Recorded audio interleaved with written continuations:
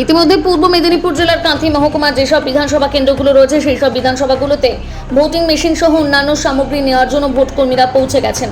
Voting machine distribution স্থান কাঁথির Prabhat Kumar college থেকে। তবে গতবারের তুলনায় এবারে কিছুটা হলেও নিরাপত্তার বেষ্টনী যথেষ্ট আঁটসাঁট, সেই কারণে ভয়ের বাতাবরণ নেই ভোটকর্মীদের মধ্যে।